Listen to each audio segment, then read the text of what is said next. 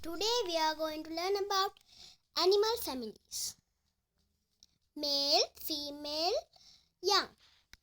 Let's start. Horse family. Stallion is male, mare is the female, fowl is the young. Deer family. Male is the deer, female is the doe, young is the fawn. Bull family.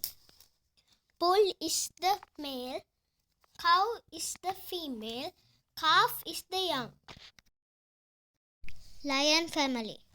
Lion is the male, lioness is the female, lion cub is the young. Tiger family. Tiger is the male, tigress is the female, tiger cub is the young one. Drake family.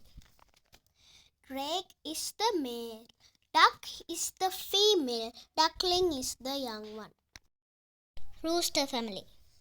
Rooster is the male, hen is the female, chick is the young one.